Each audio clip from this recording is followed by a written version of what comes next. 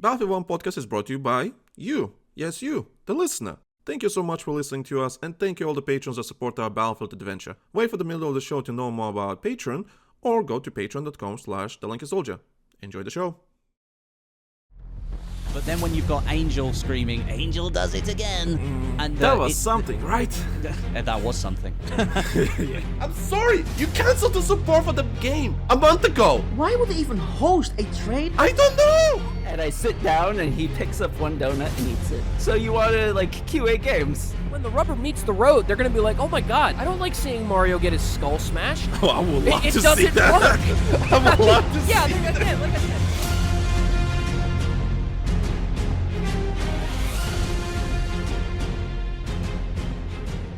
Good morning, good evening, my fellow Battlefield players. Welcome to the best, and I mean the best Battlefield-related podcast in the world. We're attractive, we're sexy, we're smart, we're always angry, and that's why you listen to this podcast. My name is Sir Thomas Lanky the First, your sexy host for this godforsaken show, and I'm joined by Sir Raymond Boss Cyanidus the Fourth. I just don't let anybody understand I am not actually knighted as a sir, but yeah, I'll take it. Hey, this show you're a sir, okay? Sir Raymond Boss Cyanidus the Fourth, okay? And this is Ray. This is the year. This is the year, Ray. We're getting a new Battlefield This is the year that shit turns around. I know, right? We're ready to do this shit. Are you excited, Ray? New Battlefield this year. I'm so ready to be disappointed. Let's fucking go. Let's fucking go, boys. Let's fucking go, yeah. baby. New Battlefield. Let's go be disappointed for this year. Fuck yeah, let's Break go. out the kazoos and the party poppers. Woo! You know what I mean? Anyway, on a more serious note, my name is Tom, also known as the Lanky Soldier, joined by Ray Edmunds as usual, and we're gonna. You just use the fucking sound thingy, the bloody. I'm not adding that in the audio recording. Okay, maybe I have to now. Maybe I have to now. I had to throw that in there when you said Okay, I think I have to now. God damn you, give me more editing for this bloody show. Anyway, alright, so first and foremost, so welcome. Starting out strong. Yeah, starting out strong. First and foremost, welcome to the show. Good stuff, man. New year, new stuff, new intro music. It's all new banner too. All bloody marvelous. Yeah, new banner. Ray, I did change the name of the podcast. I like, you know how it was like was it Battlefield 1 a Battlefield podcast? I changed it to Battlefield 1 podcast. That's it. And I went on Angela's phone. Like, I was like, give me your phone, because she doesn't listen to the Battlefield stuff, right? And I started googling Battlefield just to see what kind of search results I'm gonna get on Spotify. Yeah, we come up top. Perfect. That's all I needed. We come up top. That's all I needed. So when people search Battlefield, they're gonna find us first. That's all I care about. I love it. Perfect. Good stuff. I love it. So new theme song, new banner and everything. We're excited for the new year. New Battlefield's coming out this year. Will I be disappointed or excited, whatever the case may be? Let's be optimistic about it. I'm looking forward to it, so might as well represent that in the podcast. So before we continue with anything, we did our discussions and everything. So I want to say we have time codes. So if you don't want to listen to the whole thing, you don't have an hour to spare, I understand that. Use time codes to listen to a specific topic you want. It's there to make your listening experience so much better. We also have a feedback document, Google Sheets document in the show notes. So if you want to give us feedback, send any questions, anything that is on your mind, please do use that Google Sheets document in the show notes. And while we're on the subject of that, I do want to point out that that point right there, as of right now, because things are still up in the air as far as where the franchise is going. We haven't really gotten any news updates on what the next one's going to be or anything like that. So right now it's a lot of speculation and a lot of talking, and we're going to get into that a little bit later right now.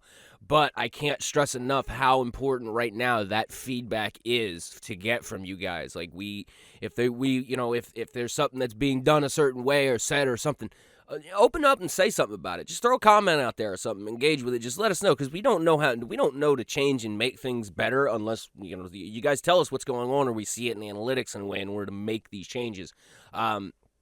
So we want to keep putting the work in. We want to keep making things better.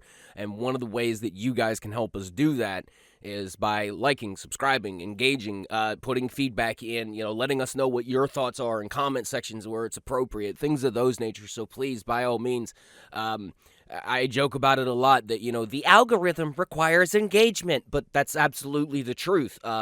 We're in a very good spot right now at the beginning of this year. I'd like us to keep that We're spot. in a at the really beginning good of the year. spot. We're in a really good spot we right built now, a kids. really good foundation for the future. So now I can't say that we've reached the pinnacle of what Tom and I can do as far as work goes, because there's still more work that can be done. But what I'm trying to say is for us to fine-tune the machine in order to continue to make it better, we need to know what you guys think as well, too. So take those 5 seconds, fill out that form, send it in to us, leave a comment somewhere. I mean, even just a thumbs up in the right spot helps us out in some way, shape, or form. Do leave a rating on Spotify, for example. It does help out. Like, Definitely. For example, there's a way to spoof your Spotify account to get more reviews and everything. I know there's a way to do it, but I never did it, and that's why we have less reviews, like less star reviews than anyone else. I'm sorry, guys. I'm not gonna spoof it. I'm not gonna hide it. Like, so That's just pointless. Yeah, it's pointless. Just please, if you listen to this and you're actually enjoying the podcast, do leave a rating on Spotify. It does help out. I'm not, because I know a lot of people don't even know how to find that feature because it's so hidden in the corner. So you have to click on the dots and then go somewhere like rate the show and so on. It gets a bit difficult. That's why people don't rate that much, because it's not that easy. Like, it's not that convenient. But anyway, it does help out. And as well as help out with our Patreon as well. If you know anybody who kicks into things like that on a monthly basis, talk to them, show them the content, say, hey, it's just $1 a month in some cases. That's really all there is to it. We kept joking about this last year. I would love to see this get to a point where we could actually have an income off of this and be able to do this on a more regular basis and be a lot more structured with it. The thing is like we've said before, we've got day jobs we've got to work and everything else in order to keep the bills paid. We can't keep the bills paid. We can't continue to do this. So it's either we got to work all day in order to be able to do this at night or over the weekends, or you guys help us out as best you possibly can. 1,000 of you kick in $1. That's $1,000 a month that helps us out. It's really all there is to it. So share it around, help us out. We're not saying it's entirely on you guys, but we're saying it's getting to the point now where we kind of need the help from our audience in order to help us boost a little bit more and kind of kick us over that line and help us get to that point. And it's not entirely on you guys, but a good chunk of it kind of is. So we're doing the work. We're doing the best we can in order to kind of smooth this out a lot more, make it what we want it to be, continue to fine tune it. But again, we need to know these things. You guys are the ones to tell us. Also, I just want to mention it because I do have a list of people I want to invite to the podcast, and I did invite them, so on.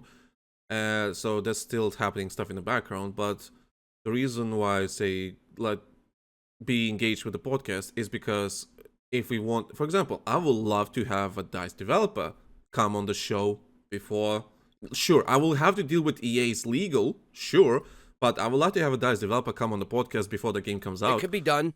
There's no reason we couldn't do it. I would love to have like an interview and talk about whatever we want to talk about. Sure, again, I will have to go with EA's legal regarding that, but it's fine, for one off, before the game comes out, or like if CTE, for example, the community program is probably coming out, let's say in 3-4 months, right? And a developer wants to come in and talk about it, like, yeah.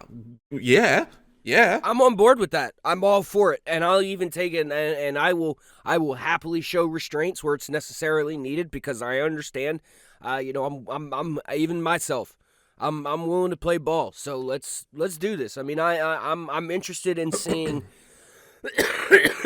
and hearing the perspectives firsthand from the people who are essentially the boots on the ground nowadays. We interacted with a lot of people back in the day, and a lot of them, they've moved on with their careers, and they're not necessarily in the business anymore. And I'm not trying to say in a weird way we need to make more friends and kind of try and force that, no. But in essence, that's kind of what we kind of need, what we kind of should do. So definitely, if anybody out there is you guys happen to work for them and you're able in order to come on and chill and talk with us a little bit, we're not going to get too crazy. We know how the game goes, kids. We know better than to ask some of the harder hitting questions immediately up front. But, we kind of want to know, what's going through you guys' mind as you're trying in order to not necessarily rebuild the franchise, but make something that's going to make a mark. You know, we want to know what you guys are thinking. We want to know where we want to pick your brains, so to speak. We don't necessarily want, like, you know, fancy schmancy leaked out details and stuff like that.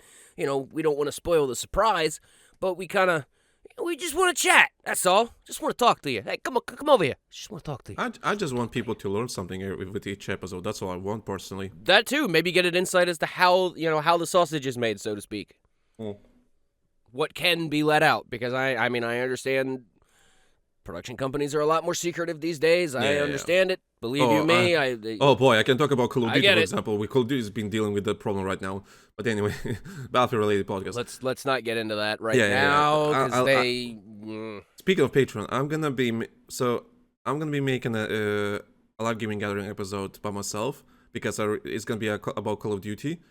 My God, Ray, there's so much stuff happening about Call of Duty, and so I'm making a video about Call of Duty Warzone, right? I'm making a video. Guess how many times I rewrote the script at this point? probably too many at this time. 4 times, because each fucking script gonna became like a 15-20 page essay that will be an hour long, and I realized, oh my God, that's a lot.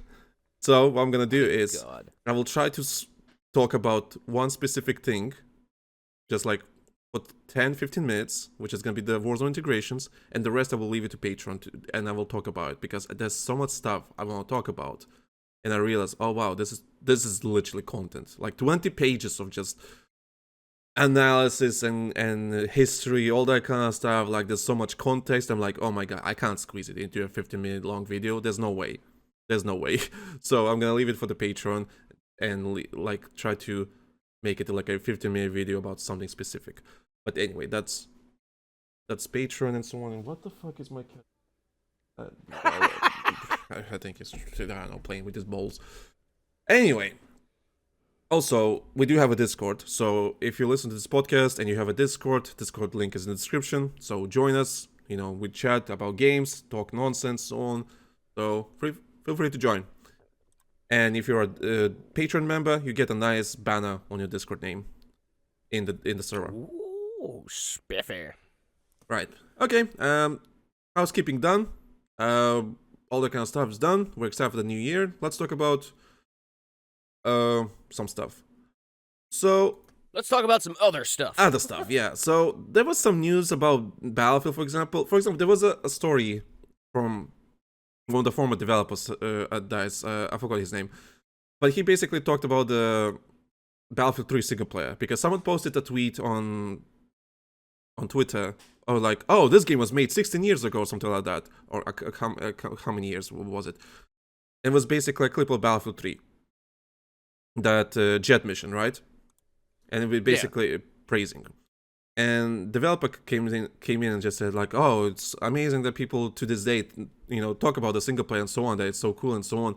And then apparently they had 2 cut missions from the single player for Battlefield 3. And people, yeah, I did see that there was supposed to be more to it, and it's anyway. Sorry, still recovering from my bloody illness. Anyway, so what gets to me is like, apparently this is news. Like, oh, a single player game had cut missions. Okay, sure, whatever. Like every single player game these days, or these days, so the last 20 years had some cut missions. Like Battlefield has had cut content in some way, shape, or form. It's not even necessarily like levels or anything like that. When I was in LA, I seen Battlefield 1 cut missions, by the way, with firsthand. So I saw the cut missions when I was at DICE Studios, Ripple Effect now. I seen the cut missions. I remember I came to the office and I see like the roadmap and everything. I'm like, huh. And I remember I was talking to Kimo, and Kimo was like, oh, that's probably not gonna be in the game. I'm like, makes sense, okay, because they had no time to make it. So I so like that. It's happened. It happens. You know, game development is a bitch. So that was kind of news about Battlefield 3. Nothing interesting. It's just like just reminiscing about the good old times, basically. You know, oh, I'm proud of my work. That's the news, right? The developer is proud of his work. That's it. Like, there's no news here. Right. So I do want to mention this because we're gonna speculate about the next Battlefield and our expectations, what we're gonna see or expect this year. I just want to I want to ask you guys, everyone that listening to the podcast. So if you've been listening to the podcast, you know I've been posting for our all the Battlefield 1 episodes from 2014, 15, 16, right? So I've been posting that on the main feed. And the reason I'm asking that is, are you guys interested in those episodes? I know people are, because first I see analytics, right? And there's this hardcore number of people that it's not a big number, but it's a small number of hardcore people just listening to old episodes. And I'm just curious, do you care about those old episodes and so on? Because I was re-listening our old one that I just released on Spotify, and we were talking about the community map project, you know, certain how revolutions got scrapped and so on. And probably we're gonna talk about it in this episode, because about the next Battlefield, maybe some of it is connected and so on. For example, you were talking about making the Battlefield games like, oh, make it as a platform, you know. The first live service was mentioned back in 2015, like, oh, we kind of want to see Battlefield in a live service environment, you know. And or why China Rising DLC maps had no revolution, and this all started because someone asked about revolution, and David Sirland went on Reddit and replied, it's like, oh, we had no time, lack of memory, minimal specs, all that kind of stuff. Like that's why didn't I had any revolution and so on. I remember you mentioned, well, okay, well, why this was not pre-planned in the future, you know, you would, and I mentioned, remember, like, oh, it was because the Battlefield 4 was not designed to be a long-lasting game. It was like, you know, designed for a year because Hardline was coming out next year, but Hardline flopped, so Battlefield 4 got more extra content until Battlefield 1 is. Yeah, let's not get back into that again, because I could dredge up my Hardline review and pretty much every point. Man, I hate being able to say this, because especially after like 15 years, because God, that's just fucking wild to think about that it's been that long. I hate going back to a video I made like 10, 12 years ago almost, and been like, holy shit, I nailed it, like on the head completely 100%, because I remember specifically like the last like minute and a half of that video. And I mean, what I might do is dredge it back up and send it to you so that you could, or link it to you in some way so that you could put it on the Patreon if you want for some extra content, because I mean, that was a very well done video. I think it was one of the best things I'd ever done. Yeah, extend, might as well, fuck it. And I mean, but it's still true to this day.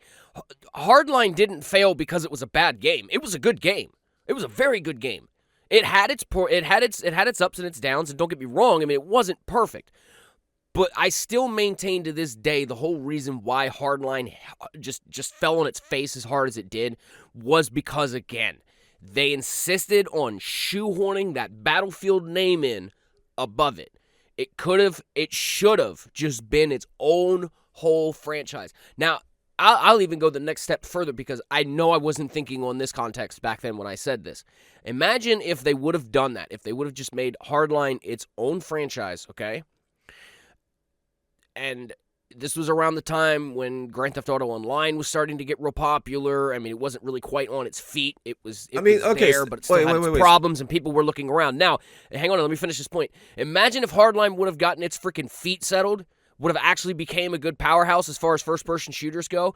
You would have had a Titan. You would have had something capable of actually going neck and neck with Grand Theft Auto as far as multiplayer goes, and be able to actually kind of dig off of their plate a little bit. Because really the only thing keeps separating Hardline from Grand Theft Auto is a map mode and the free roam part of it. But even then, you could argue that, yeah, in Hardline maps, you could free roam as much as you freaking want, too. But there's an objective you have to accomplish.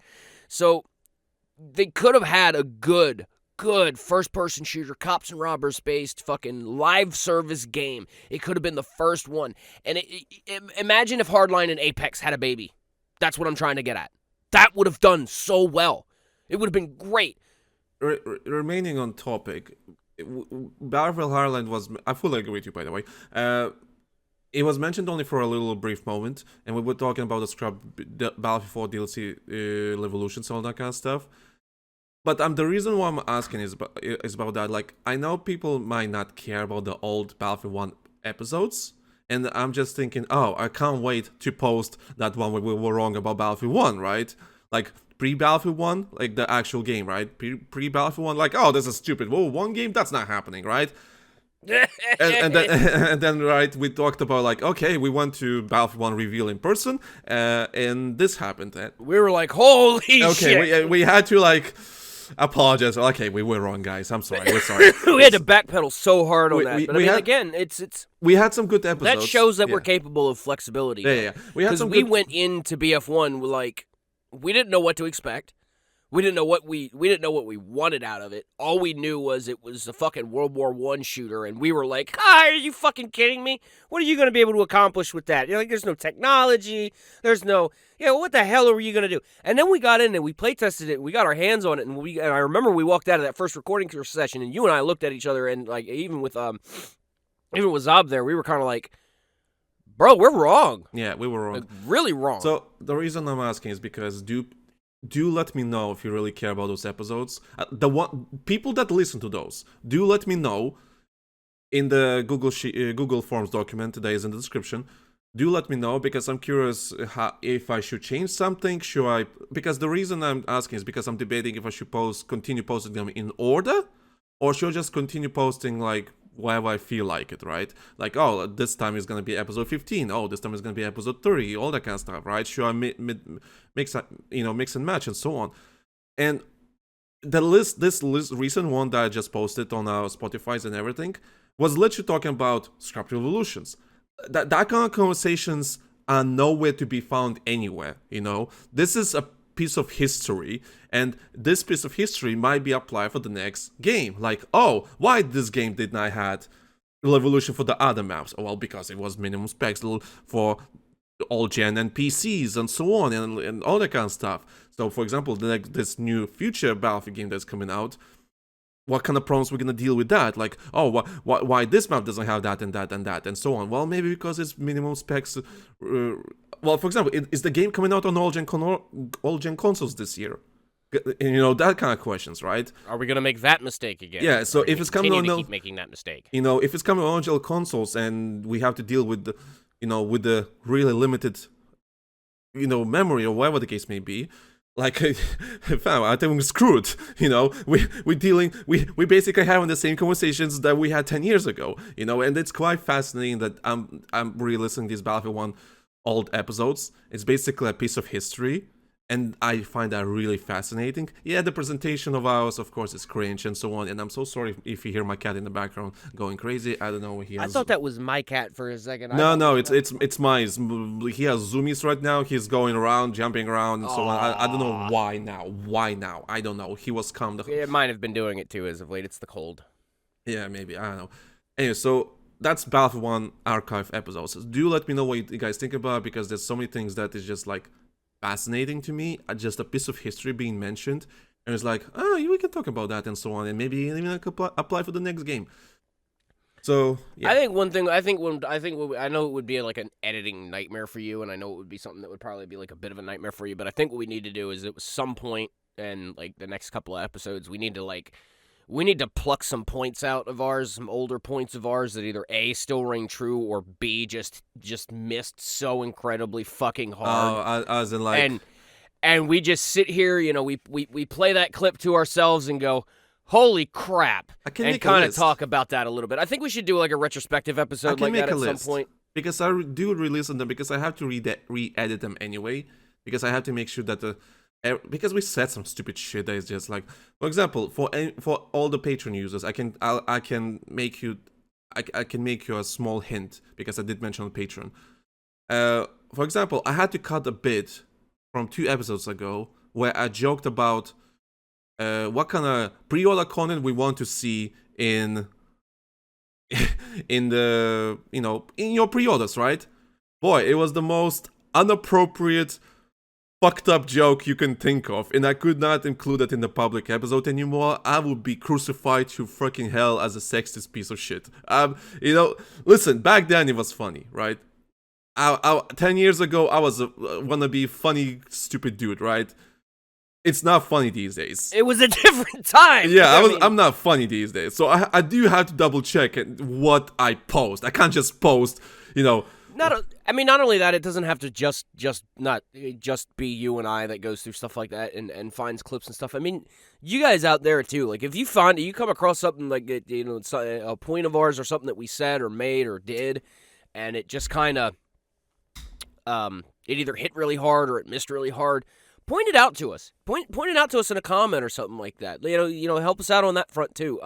Because we really do. We kind of need to, honestly, because we've never really done it. In the 10 years we've been doing this damn near, we have never really sat down and gone over some of our older stuff and been like, we were completely fucking wrong there. It's a time capsule thing. It definitely is. Just as I'm going through all those episodes and re-listening and everything. Wow, that's definitely like a moment of time for sure. Moment of history. Need to do some reflections. Yeah, it's like sometimes we were right, sometimes we were wrong, and sometimes we were just absolute stupid, and that's fine. Yeah, we learn. I mean, that's how you grow. Yeah, we are not the same people we were 10 years ago, and I'm so glad how good we became at podcasting and so on. We became so much better than we were back then. Back then it was a battle of egos, if you ask me. But yeah, it's just Battlefield 1 archive. Just let me know, everyone, because I am curious what you think. Should I continue posting in order, or should I just mishmash it as I feel like it? Because there's so many good episodes, so many good life lessons, I guess, piece of histories that we can use for the next upcoming game. Not only that, just so many just pieces of our lives alone that just should just be preserved as best as humanly possible, I feel. Yeah. Hey there, listener. I hope you enjoyed the discussion we're having right now. Before we continue, like I said at the start of the episode, I will tell you all about our amazing Patreon that is helping us keeping the show going. Patreon.com/TheLankySoldier. Some Patreon exclusive list. We here at Patreon would love for this. You sound like every nerd in all the 90s TV shows.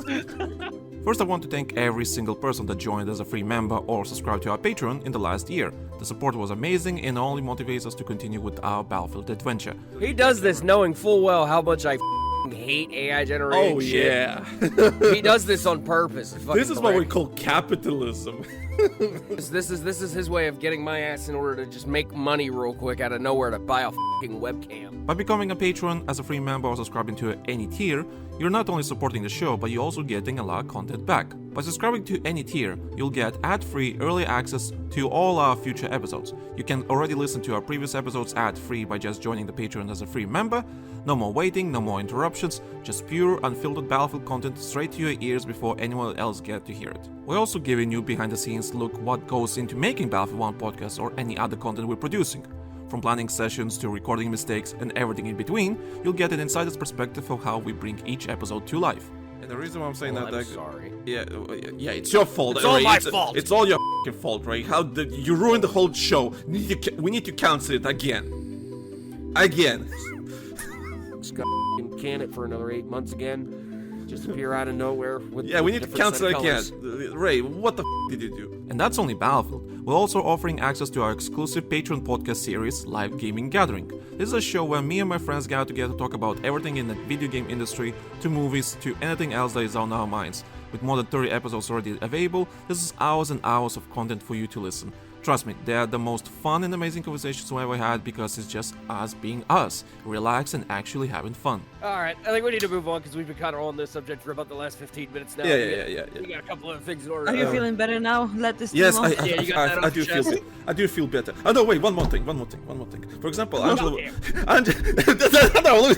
We were in discussion. I'm not gonna mention any names. We also believe in keeping our patrons informed, so I post monthly updates to let you know what to expect in the upcoming month. So you'll always know what to expect in the future if you're not sure about the content we're posting.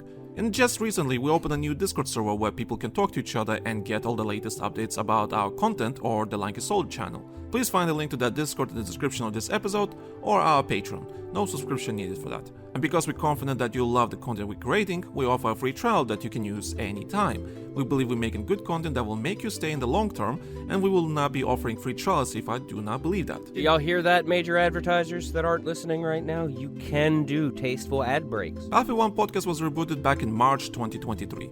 We learned a lot of lessons from our previous shows that consist of 41 episodes, and we've been building an amazing foundations for the future of this current show. There's a reason why we're the best Battlefield-related podcast available on Spotify, Spotify, and everywhere else. So if you want to support the show and get all these amazing extras, go to patreon.com/TheLankySoldier. Your support means the world to us and helps us keep delivering the content you enjoy. Thank you for being part of our small Battlefield community, and we look forward to seeing you on Patreon. Now, let's go back to the show. Right, okay, so let's talk about this year's game. So, Let's. our predictions, expectations, anything we feel like it. What's the temperature, Ray? How are we feeling? You know what? I know I always say this, and I know this is because I've learned this lesson so many times in my life, and I think everybody else should learn this lesson too. You can't really have your heart broken if you go in with no expectations. I think it was the famous Spider-Man No Way Home end of the movie. Set the bar low enough to trip over it, and you won't be surprised if you do. Yeah, it's like fuck. I need to find that quote. It's like, oh, let's don't get too excited, and you won't be disappointed in the end. Something like that. It's like Zendaya says that, or Tom Holland says whatever. Anyway, good movie. That's basically it. I am optimistic about what's coming. I have a feeling it's gonna be okay. As soon as they're gonna drop the first trailer, it's gonna be hype. Simple as that. It's gonna be hype. I don't expect. Oh yeah, everyone's gonna get excited. Yeah. Everyone's It's like gonna start. Yeah. It's like pre-orders now. Come on. Yeah. So excitement's gonna be there. The hype is gonna be there. That's a given. But I do hope that, like I've been saying for the last couple of episodes, I think they will nail the aesthetics of the game, which is important, especially for a Battlefield game. I think they will nail the aesthetics. I don't know what's my expectations for the single player, because this is the part I'm really iffy about.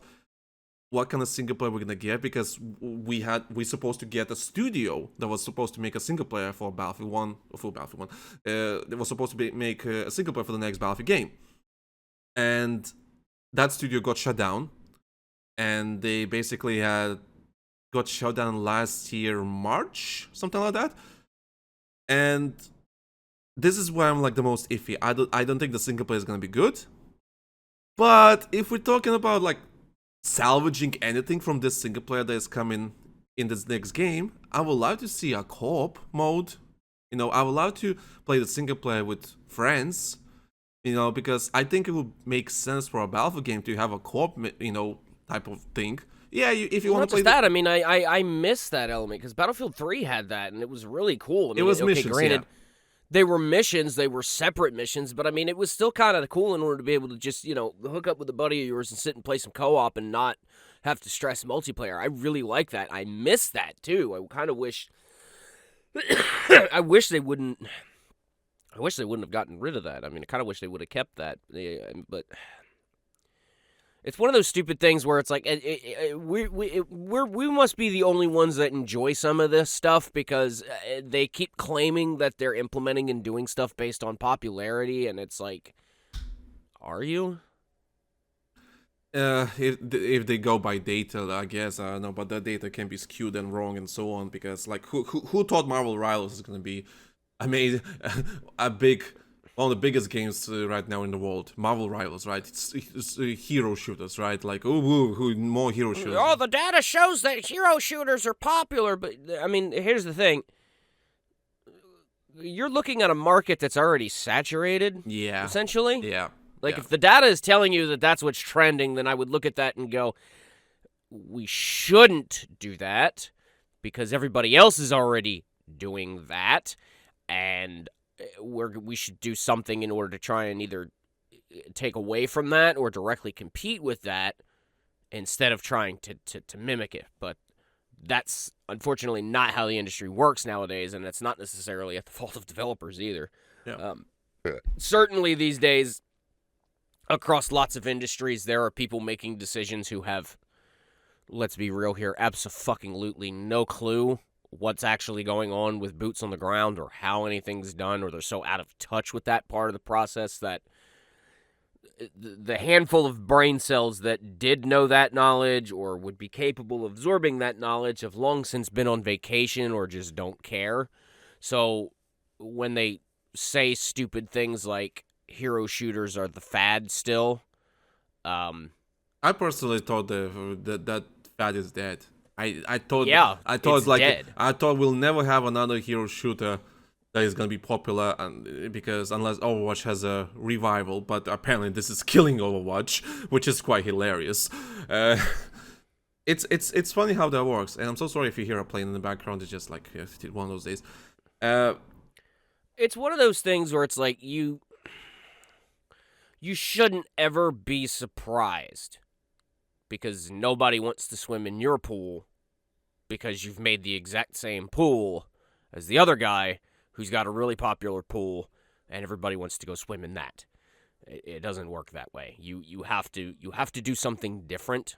You have to do something drastically different, like get a better sound, get a better stereo for your yard, or a bigger TV. You know how that neighborly battle shit goes. I mean, it's no different in any other form of competition. You have to actually do something that is going to make people look at that and go, well, I would rather have the shrimp with the Cajun seasoning over the lemon pepper shrimp, basically. You know what I mean? But yeah, I would personally love to have single player that is co-op, with the option to complete solo, of course. But, yes, but and a difficulty that will scale accordingly. I hate that crap with co-op missions that are still skewed to co-op being played single player. That's very annoying. Yeah, it's like not designed for that. So I hope single player has like an option for co-op, and you can finish the single player in solo, of course, as any single player game. But a co-op would be nice. I mean, for Battlefield game, up to 4 players, a co-op single player missions, I think that would be cool, as long as they're done right. Because like I said, single player is one of those things that I worried most about, because I don't think the single player for the next game is going to be good, because the signs are not that. There's no signs to indicate this will be a good single player game. There's nothing. There's literally no signs. Shutdown studio, development's been going between studios, like from Ridgeline Studios that got shut down to Criterion, from Criterion to Motive. It's like, it's a... I was watching a Stephanie Sterling video on it yesterday, or not yesterday, yesterday, last night actually. The number of studios that have shut down without even putting a product out is fucking staggering. Oh my god, yes. Like, they announced a product, and then like 2 weeks later they get fucking bought out or shut down, or both. It's not even a product. It's like, we're making something, right? Here's something that we want to do, and they put some concept art out, and then all of a sudden it's like, that's the end of it. Yeah. You know what I honestly think it is at the end of the day? I don't think it's really on, like, development studios or anything like that. You know what I think it is? I think it's a bunch of fucking vulture-ass investors that are roaming around just throwing money at this shit to buy it up, gut it, and sell it and make more money off of it. And that's really what it's starting to fucking feel like. It's like a really shitty way to launder money. Something's really not natural. So there's no way you can just like, oh, we over invested and so on. Oh, well, now we gotta jettison all these people we hired. Like, what the fuck are you doing? Oh, development is not going well. Then okay, hire people that fix your fucking development. I mean, I'm sorry. What? How is wasting millions and millions to get a new? No, it's a not new a waste. building. What are you talking about? It's a fucking tax write-off. Yeah, a new build. That's a business loss. That's a tax write-off now, new dude. developers and so on. It's like, and shut it down 2 years without even showing anything. Like, I'm sorry, that's not natural. That's not business. I'm sorry. No, like it actually is with the way Sure. that business mentality people operate these days. That is exactly fucking business as usual. It's not a matter of, and we've said this for years, it's not a matter of making a product anymore. It has nothing to do with your product. How much money you're going to make has absolutely nothing to do with the product you make. What it has to do with how much money you make is how well you present some bullshit to some shareholders in order to get them, in order to throw some money at you to fleece the fucking shit out of them, because then you can rug pull them, shut everything down, and go, well, it's just not going to do what we thought about doing it, and sorry about that, bye. The investors get screwed over losing money, but they can sell at a fucking loss and still get a tax write-off out of that, and now you got a fucking tax write-off out of it too. It's a shitty way in order to launder money. Yeah, something's definitely. And it's costing people jobs and their fucking livelihood, and it's bullshit. Like, for example, Marcus Leto, who was the head of Ridgeline Studios before he quit EA because the studio got shut down. I was like excited because my dude was on Twitter and everything, asking people questions. It's like one of the episodes we have on Battlefield 1 here, we were talking about storytelling, right?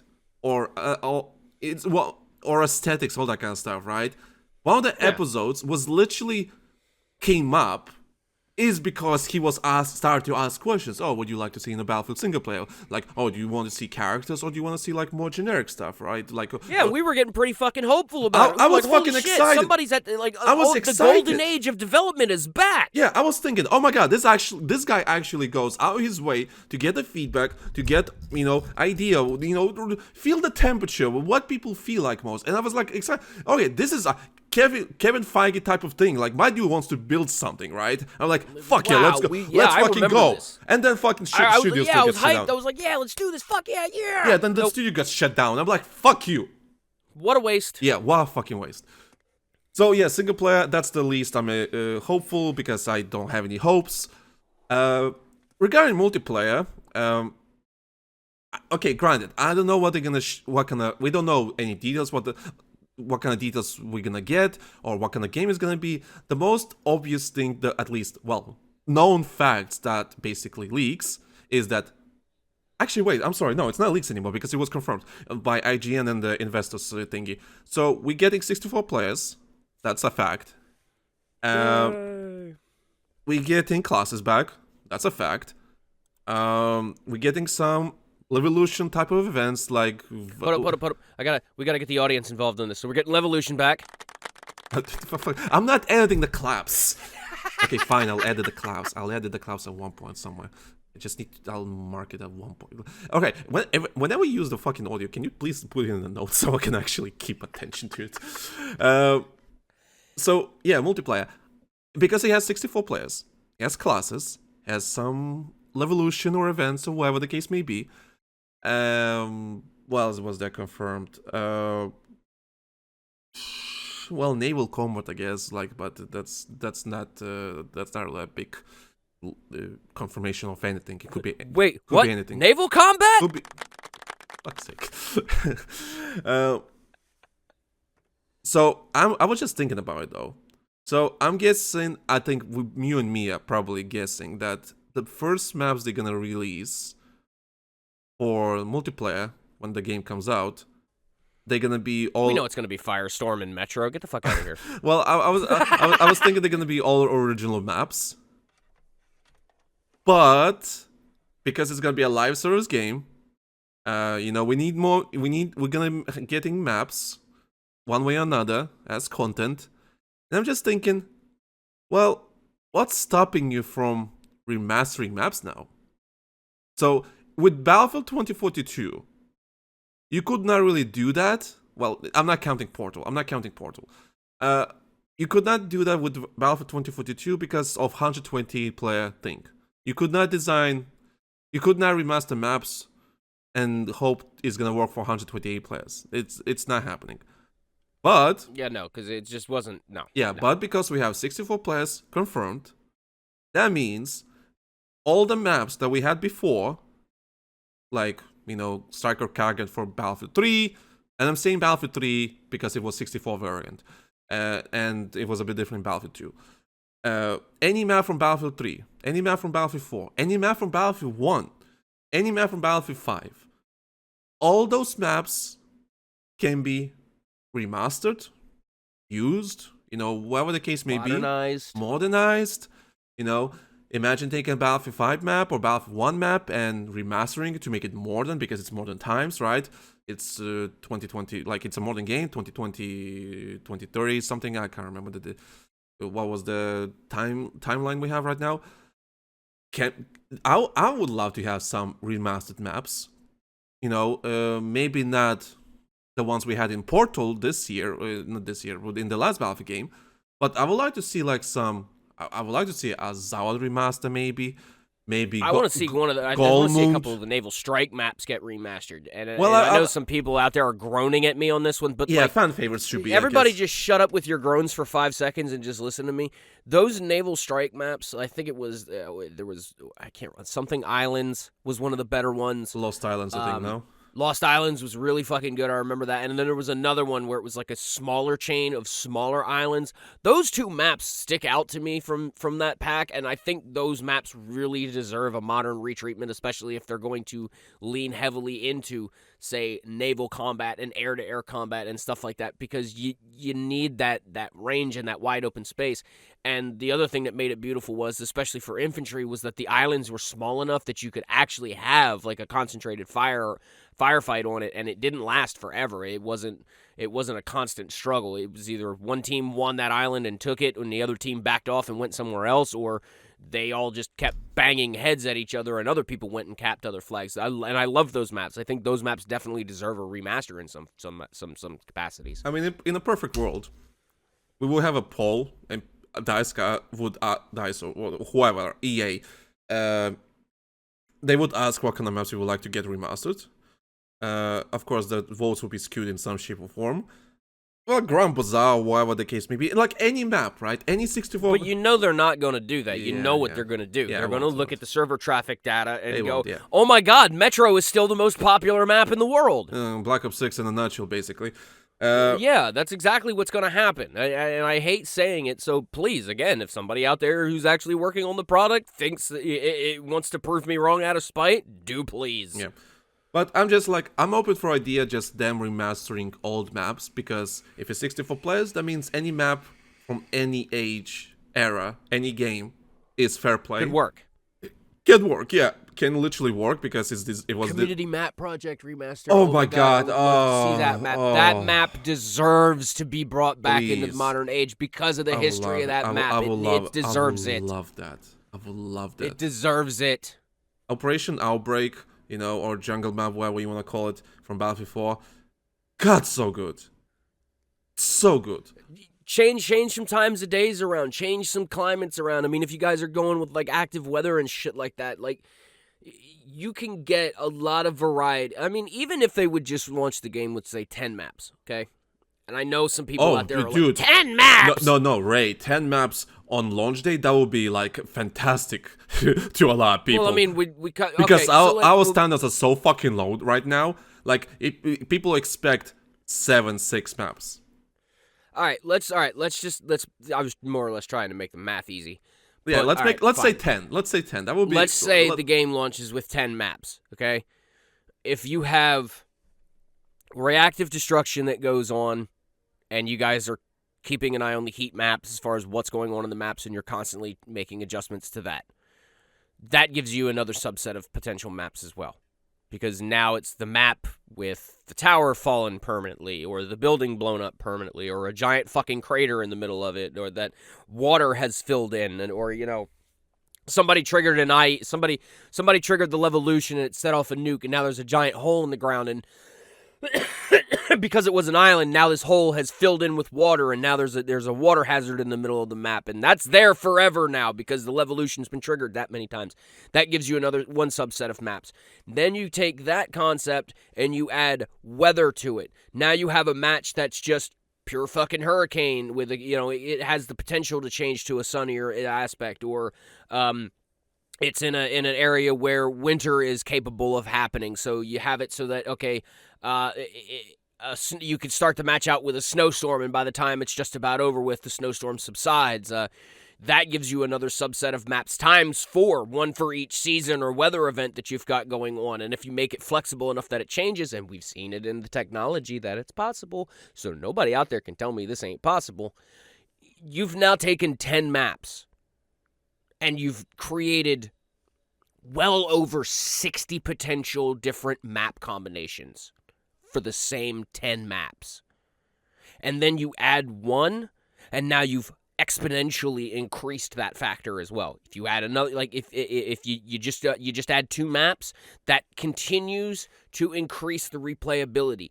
There is ways to do this mathematically that makes sense, that won't cost a shit ton of money and apply a shit ton of resources to pull it off.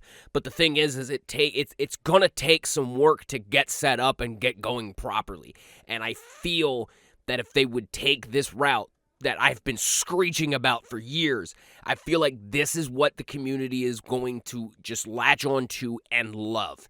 You know, I can kick your ass I can kick your ass on this map while it's a snowstorm because I can take advantage of the weather effect. But if it's a regular, normal day out there, I'm getting wrecked by vehicles and other snipers and stuff like that because I don't have that cover anymore.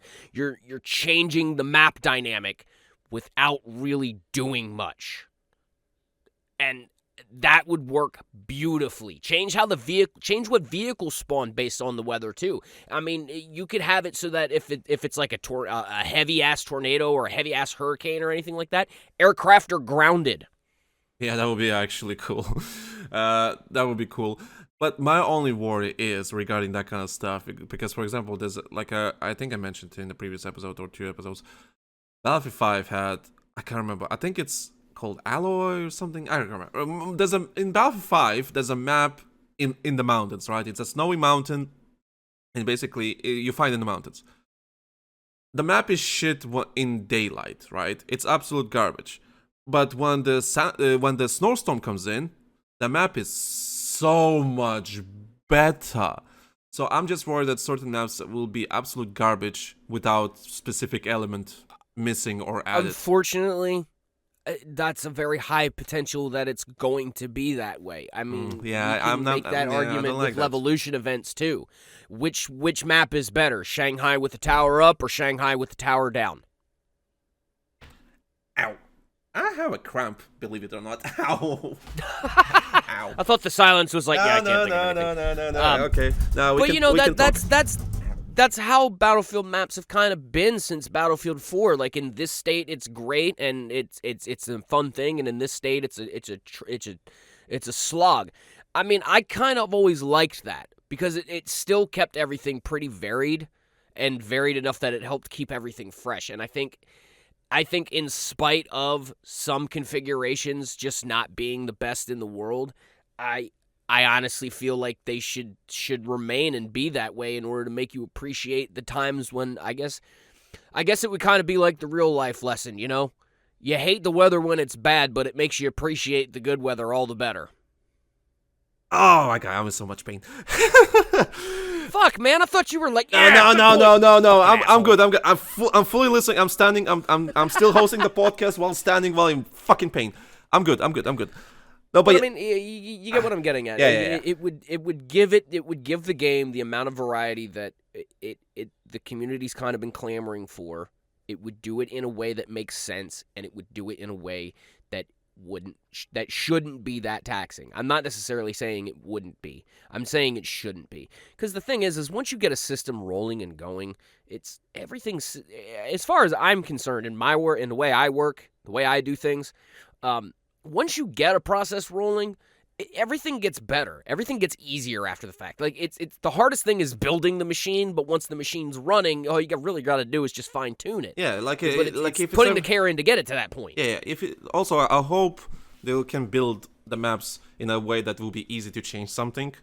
I know it's probably not possible from a game development point of view, but I would love to have maps that you can change for balance reasons or whatever the case may be. Because certain maps will not be good. I mean, I think that's a given. You can't predict how people are gonna react to a certain map, right? You can't. Yeah, and that's why I say they need to lean on like heat mapping and monitoring and stuff like that, and actually observe and track how players are playing these maps and adjust them accordingly. That I think is another thing that they really need to do that COD just doesn't do. Yeah, unfortunately, yeah. Regarding modes, what kind of modes do you expect to be on launch day? The usual Conquest. We know Conquest is going to be there. Speaking of wait, before we continue, I just want to mention. So Conquest, right? See, I love Conquest. I always love Conquest. I always prefer over Breakthrough, Rush, or whatever the case may be. My problem with Conquest, and especially I know that DICE developers love to reinvent the wheel with Conquest for many reasons. And honestly, it's a good thing, because Conquest is never been a perfect mode. Always like Rush was always the perfect mode. in a sense, like, because it was simple, right? You get number of tickets, you have to destroy the objective in this number of tickets, in this, like, this many lives. Go that way, shoot the people. That's it. Yeah. But Conquest, I always had a problem with how the calculations always happened with Conquest. For example, remember that drama in Battlefield 1, where they tried to make games a bit more less loop-sided and more closer to each other, as in like, oh, it's not a steamroll, whatever the case may be, right? Yeah, But- no. but we learned that you can't do that. So the way they designed the system in Battlefield 1, the Conquest system in Battlefield 1, I remember I made a video where basically we barely controlled the objective, like the majority of the flags for majority of the match, right?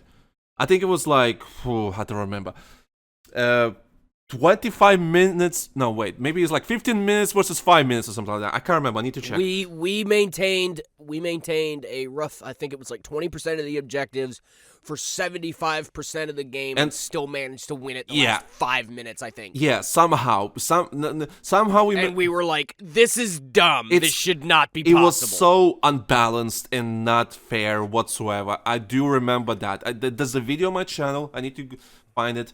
But basically, we control 2 flags, then we control 3 flags. And majority of the time, literally 70-80% of the game, they controlled those 3 flags. Somehow we won. Which means it should have been a steamroll per ticket bleed. Yeah, somehow we won. But okay, I understand it can't be just a pure ticket bleed. It can't be just a steamroll because it's technically not. We still don't control 2 matches. But we could not. There was no right for us to win that game. So my always problem with Conquest was, since Battlefield 1, like before even Battlefield 1 came out, my always problem was that the scoring system. Like, they need to find a way. Well, here's the thing. I made a scoring system for Battlefield Conquest to make it even and exciting and representative of the true value how the match went. I made a system. It's on my website. I sent it to DICE and so on. But the reason I realized something, it's like they will never use that system I created, is because it's not in their, I'm not a DICE or EA employee. So technically, they can't really take a fan's work and apply it to their game because suddenly it's a legal problem. Like, I find that excuse to be wholly just dumb. it is. I agree. Because I really don't, I don't believe for a second it's a legal problem as much as it's a fucking pride problem for them. Maybe, our people couldn't come up with it. And it really is. I mean, per the conversations that you and I had before we even started recording, okay? Because this kind of leans into that too. It's a matter of pride for them in some cases. Man, I can't believe that home gamer came up with a better idea than I did, and they're not even getting paid for this shit. Mm-hmm. That's really what I think it boils down to at the end of the day. Maybe. And unfortunately, it wasn't always like that. Companies need to just suck it up and shut up and just accept a good idea when it's a good idea. It shouldn't matter who came up with it. If you feel that it's going to be a big legal trouble in order to make an idea, and you can't even at least have the decency to go, yeah, this person, at the very least, this person came up with the idea, and go, yeah, we should give them a little something, but in the long run, it helped us out. We're making more money as a result thereof, so we're not really hurt by somebody outside of our wheelhouse making this thing, and man, yeah, we got to give them a 1% cut of it and whatever, but man, I mean, you do the math on it. If you look at it on the surface, you go, yeah, I can kind of understand why a company would do that. But if you do the math on it, they're really pissing and moaning over 1% of $1 million to do the math on it. That's not a lot of money. 1% of $1 million is, I think, like $10,000. Fuck, are you kidding me? They're pissing and moaning because they'd have to pay somebody $10,000 for coming up with a good idea. Wow, I'm so fucking sympathetic for EA for not wanting to pay us a couple of measly $1,000 goddamn dollars and sign a fucking contract where we have to say that we're not entitled to any more money after the fact, and we come up with something that makes them millions of fucking dollars. Or they couldn't even go, hey man, you guys want to come work for us? And then you can refine this idea here in our house. It'll be our idea from there on out. But, here's the thing. A little bit of cooperation and an olive branch goes a long fucking way besides just going, I don't want to deal with the lawyers. Yeah, so I you know it what? Sounds pathetic. For this episode, I'll link my Conquest proposal in the description so people can check out and read it.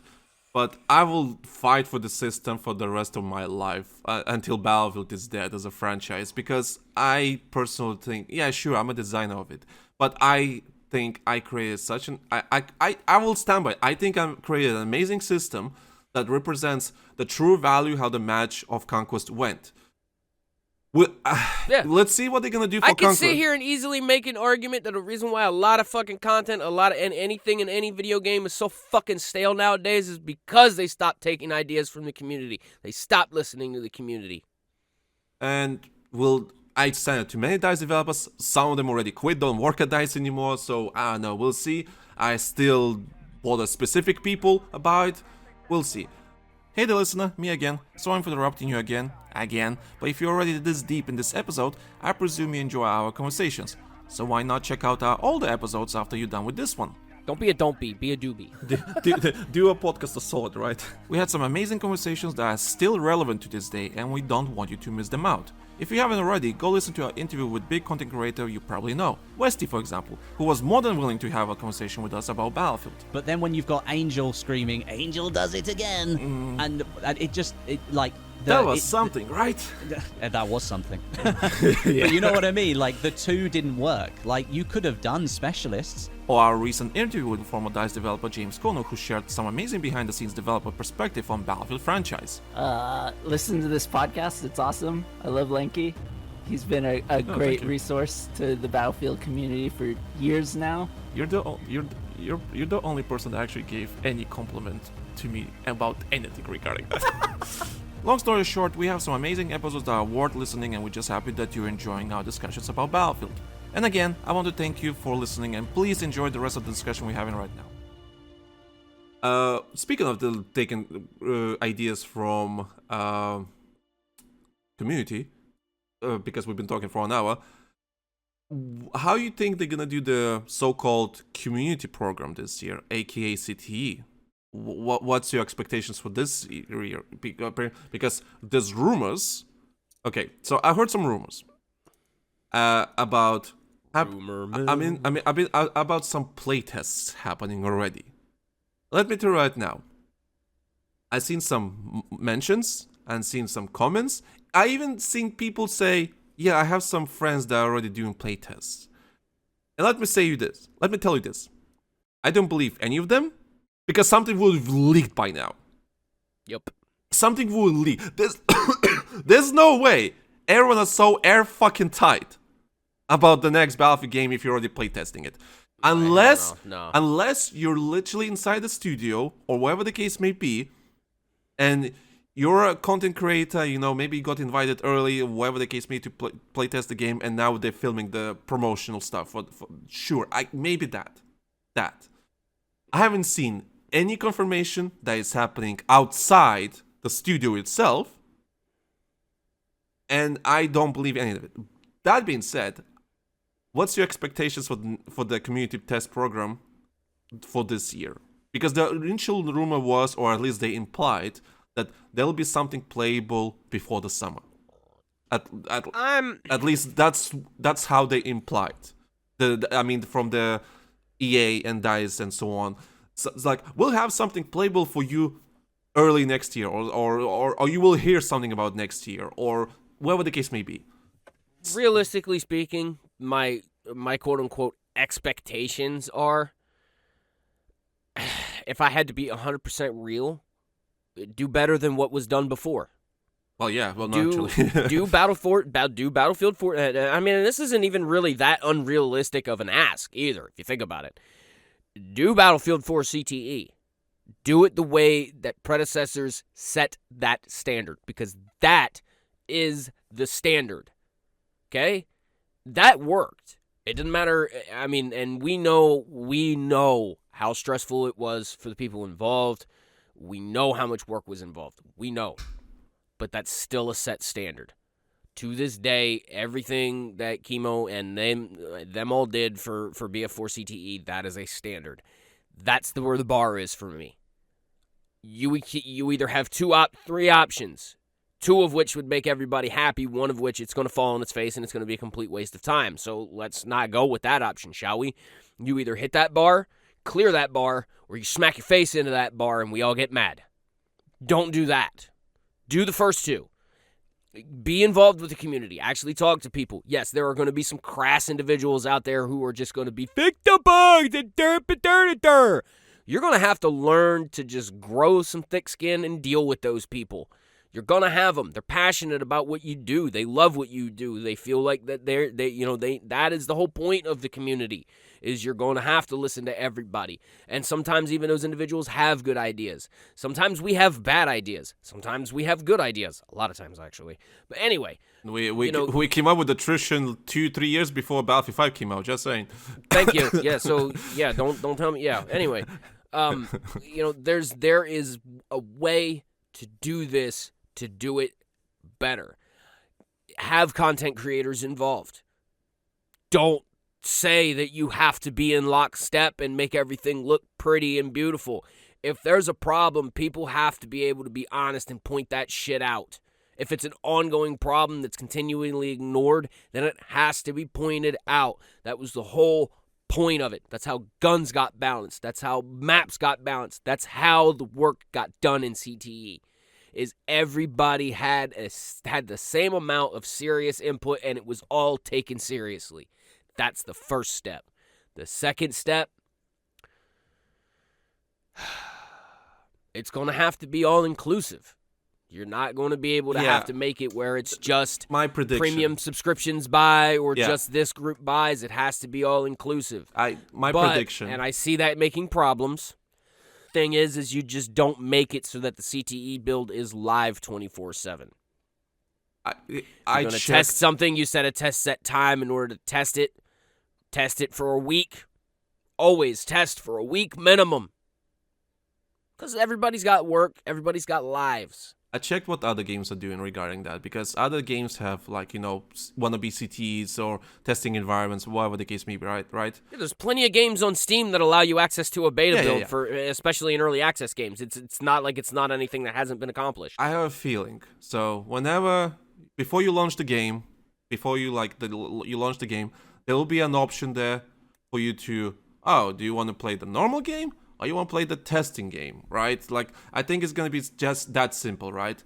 You just have a Battlefield launcher, you get a Battlefield home splash page, and if CTE is active, the button is open. I think it's going to be that simple. And it says CTE available, and you press that button, and then you launch the CTE build. Because but by default, will always launch you in retail. I've seen what other games are doing, so on. It's that simple. You launch the launcher, whatever the case may be. You launch the game, you get the splash screen, whatever. Play the game.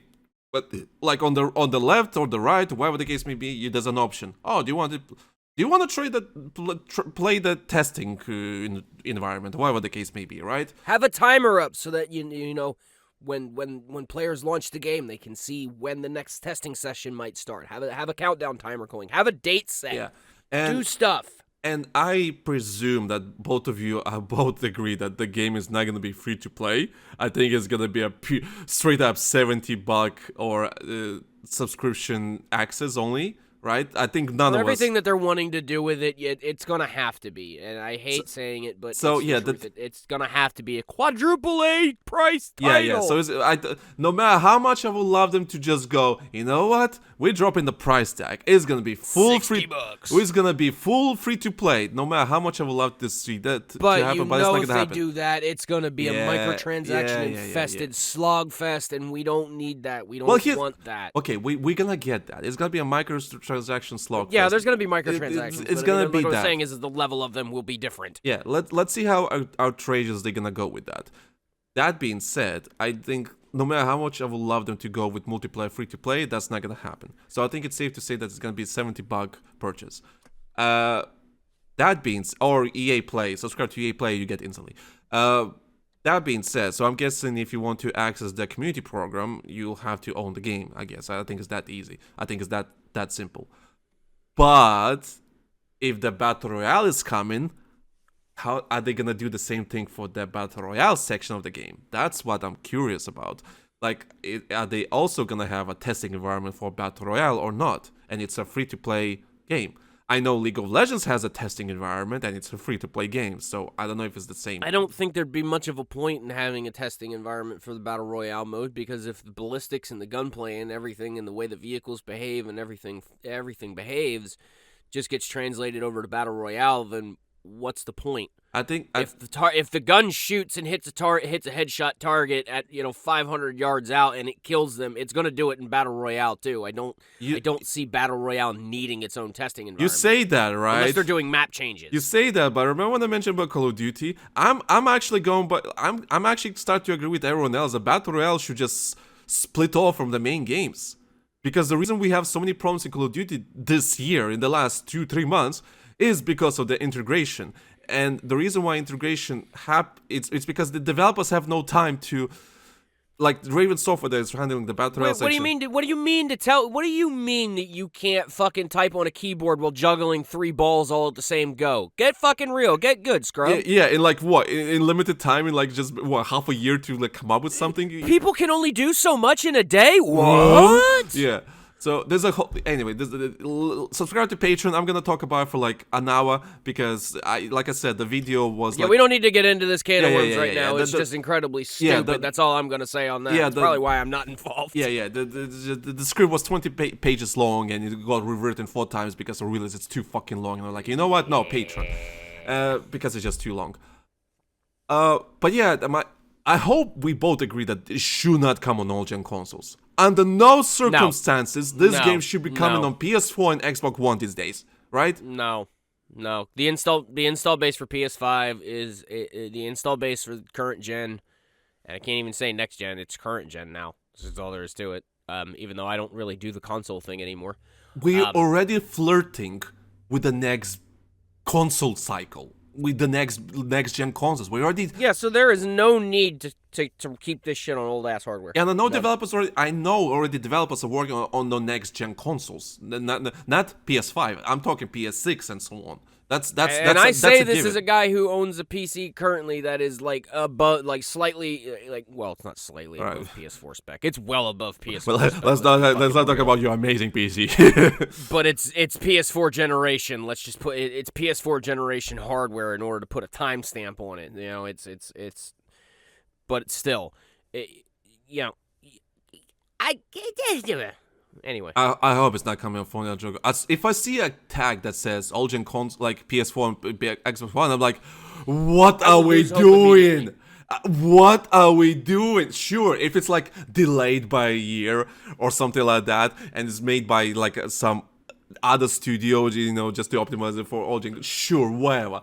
But at that point, if they do that shit again, I can't sit here and say you guys shot your foot off, because you shot your foot off doing it with Battlefield 4, then you blew your shin off doing it with Battlefield 1. It made sense for Battlefield 4 because new gen consoles. It was a bad timing, I get it. Just but came at the same out. Just time, came out. There was no time. Like the amount of fucking problems that were there as a result of them doing that. If they would have waited a year and waited for PS4 to come out, and probably would have done it then, I think Battlefield 4 probably would have wound up not launching as shitty. I can't say it wouldn't have had a shitty launch, because even that in of itself is a fucking laughable concept. Yeah. Battlefield will always have fucking rocky launches. It's a thing. Oh my god! Just deal with it. I do hope with this community program that they're talking about, I do hope we can play something,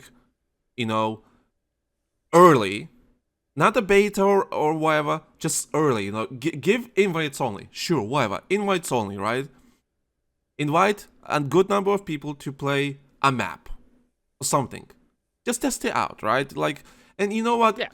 I don't know if you should even keep any NDAs, honestly, at this point. You know what you're doing. This is low key marketing in a sense, right? Just give something to play and see how the game works, and react to feedback. I know you can't react to all of it because it's gonna be a very specific people gonna some people gonna be disappointed no matter what, right? Oh wait, we don't have that, right, and that and that. It's just a given. This is missing. I want a given. Pink skins. It's a given, and so on. You're not gonna please everybody. Yeah, it's gonna be missing features or whatever the case may be. There will be something missing with the new Battlefield game. It's just a given. So let's put our expectations straight, right? There will be something that we will not like or enjoy. Let's be motherfucking real here. Yeah, there will be something. It's not gonna be rainbows and sunshines and so on. It's gonna be something we do not like. That's expected. I just hope people are not gonna go bitching about it, like, oh, Battlefield is still shit. Stop. Just let's be realistic. If it's shit, it's shit. We'll call you out. You will know. Yeah, you will know. You you will will know. If the game is fucking shit, you The will know. Battlefield veterans will come down from Mount Olympus and announce its shit in a flurry of YouTube videos and angry tweets. Yeah. You as the community. If I'm not happy with the will game, know. you will fucking know. I will bitch for an hour on this fucking podcast. I will make 4 episodes a month. Just me bitching about the game if it's actually I will bad. get drunk and just ramble about this shit. That is what will happen. Y'all motherfuckers will know. I will be respectful. Much like the announcement for Metal Gear Survive, there will be some beers of sorrow drank, and there will be some shit said. Yeah. I'll be respectful, but goddamn, I'll be honest as hell. Just We're gonna be like, look, this saying. ain't working, boys. Okay. Anything? Closing thoughts? Anything? I mean, I know we haven't. No, not really. I know we haven't talked think much, but there's not much to go with. But I just hope that right steps will be made. There will be some good, things to be done in the future. I don't know, Mark. Of course, as soon as the first trailer is gonna drop, hype is gonna be over the moon. It's gonna get fucking. We're gonna be picking that thing apart like you'd not believe. Yeah. So, although I do have to ask though, what kind of marketing you like? Just to close the podcast down, what kind of marketing you expect in the next 6 months? YouTube ads everywhere, of course, like the usual. Well, I was thinking like what kind of reveal you expecting? You just get straight up gameplay, pure cinematic, or You know, it's gonna be it's gonna be like the type of shit that we used to make. It's gonna be that cinematic gunplay gameplay trailer. It's not gonna really say much. It's just gonna show some. Here's some crumbs. Just enough in order to get people to like stop it frame by frame and look at what's going on and try to extrapolate shit, but enough in order to generate the hype and get people interested. That's what I expect them to do because that's what worked. And they need to come out of the gate swinging. They need to they need to make sure they point out what makes them different. It sets them apart. Because in a sea of first-person shooters, even though Battlefield is a titan, it's a sleeping titan, and it needs to wake the fuck up. yeah, the waking up. Yeah, sure. You know what would be interesting to me? Because with this community program and all that kind of stuff, right? I wish they just announce show the trailer, and it's just gameplay and so on. I think Battlefield 1 multiplayer trailer, Battlefield 1 gameplay trailer. You can look up on YouTube, right? Battlefield 1 gameplay trailer. One of my favorite trailers they ever did for any Battlefield game. It has cinematics, it has gameplay, and it's not fabricated, whatever. Like what you see in the game is what you see in the video is the game. And I wish they kind of do that kind of trailer. Like loads of gameplay moments and so on. Sure, scripted gameplay moments, but gameplay moments, right? It's gameplay. You can tell. This is some cool soundtrack, cool gameplay moments. Like that trailer was art. It's just pure art. My favorite trailer, probably of all time. Probably. I hope they're gonna do that kind of thing, right? And they right at the end of the trailer say, community program, you can play the game now, just play one map or so, and it's like, yeah, I thought about that too. Like that would be the best marketing gimmick. just if boom, instead boom. of calling it the beta test, just say community testing project now open. Boom. Fucking pre-orders go over the place. Hype is going.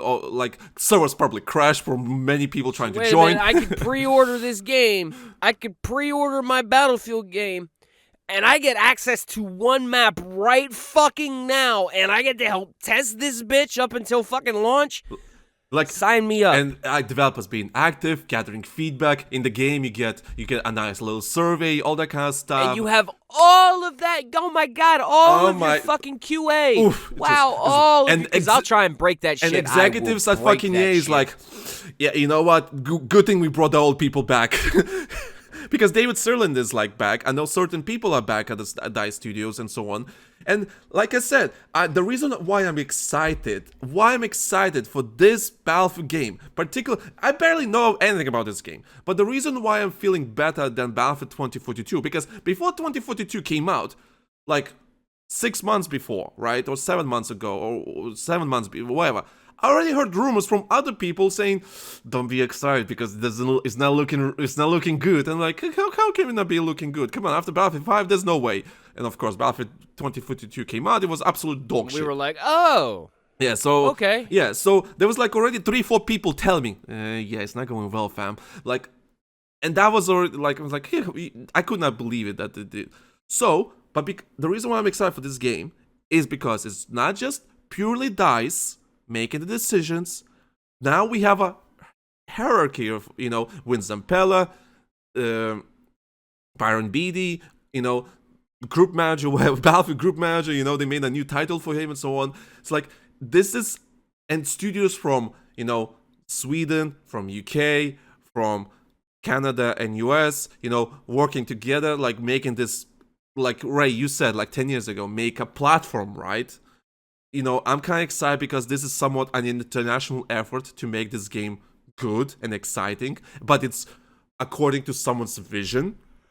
I'm excited at the potential, but I want to see the results. Yeah. I want to see I want to know what's going on before I actually start gaining any amount of feasible hope. Because my heart, she has been broken before. Yeah. So I'm really, really excited about the potential this game has, because potential is really good. Extremely good. The pieces are there. 4 studios. Is it 4? DICE, Ripple, Criterion. Yeah, Motive. Yeah, 4 studios. Sure, many cooks in the kitchen, whatever the case may be, but they're all working on a specific thing, so I hope it's not going to be too many cooks in the kitchen. Potential is actually there that this game can be actually good. And they listen to the feedback, they have the talent and everything. I'm really excited for the potential. Will that I don't see it as too many cooks in the kitchen at all. You want to know what I see it as? Well, I see it as you went to a restaurant, okay? And you ordered like best dinner that they possibly make. Like, it's a steak dinner with like a baked potato and some steamed broccoli and, your favorite dessert or whatever the fuck it is. And instead of looking at it as there's too many cooks in the kitchen, look at it as, wow, I've got like a cook alone working on my steak. I've got a cook alone working on my vegetables. I've got one cook alone working on my baked potato and a special baker here to make my dessert. That's how I'm looking at it as long as it's being managed right and it's being done right. That's how it should be. Freaking Winston Pella comes to your home, brings you a hard drive SSD, like, here you go, sir, your brand new Battlefield game. Would you like that medium? Would you like A1 with this? What can... But at the same time, I don't want the baker fucking with my steak. That's for real. To keep that analogy going, I don't want the dude who's making my slice of pie in order to go over there and tell my steak chef how to grill a fucking steak. It kind of sounds rude to say stay in your lane in essence. But that's the thing. That's kind of really how it needs to be. That's why I'm excited. If people stay in their lanes and they do the things they're really, really good at, like, and they focus. Yeah, we have focus. We have a vision. We people know what they're doing. They're doing what they're best at. Their skill sets are being optimized. And you give them the fucking time. And they to give do you it. they give you the and time do and it everything. Right. Crunch is gonna happen. It's gonna happen. That's unfortunate. It's an inevitability. Yeah, I hate saying it, but crunch it's a fact is gonna of happen. life of game development. It's bullshit, but Yeah, but as soon as everyone are excited, everyone are passionate about it, and everyone know what they're doing. God, this can be fucking good. Will it be good? We'll see. But listen, boys and girls, if the game is shit, absolute dog shit, you will know on this podcast straight away. You will know from my voice straight away. Fuck's sake, you will know straight away that this is fucking shit. But if it's actually good, you will also know on this fucking podcast. This podcast there's a reason why we're the #1 Battlefield podcast on Spotify or everywhere else, because we tell you how it fucking is. He's so humble with that. Oh, fact. yeah. So fucking That being humble. said, before we get into the territory of rambling, I do think it's time we start it's done. closing this thing out Because here. I need to start making food too.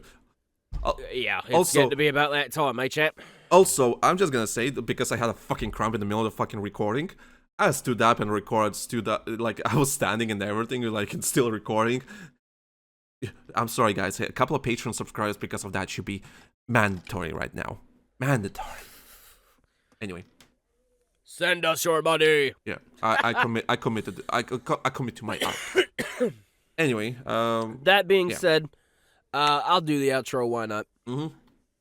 For those of you who have hung around for this length of time, we thank you very much for your time. We thank you for inviting us to your ear holes and festering for a little bit and talking about Battlefield. Again, like we said at the top of the hour, get up with the engagement, like and subscribe, share us around, leave some comments, let us know what you like, let us know what you don't like, let us know what you think, let us know what you're looking for. Maybe let us know what you're thinking about as far as the Battlefield franchise goes. I mean, we're down to look at some comments and go, yeah, hell yeah, that's some good stuff. Let us know what you feel about maybe a possible retrospective look on some things that we've talked about over the years, and maybe come back and talk about them again, or see what our opinions are on them nowadays. Again, find us where you need to, share us with your friends. That being said, yeah, you know who we are, you know where to find us. Discord link in the description, Patreon link in the description, patreon.com/TheLankySoldier, all that kind of stuff. Share the Discord We around. have Join socials, yeah. We have YouTubes, we have Spotify's and everything. Yeah, share us around. Be engaged. Use the Google Sheets document, Google Forms document in the description. Just be engaged. Literally be engaged. That's it. Yeah. So, thank you guys for listening. Good night, everybody. Thank you guys for listening. We'll see you in the next one.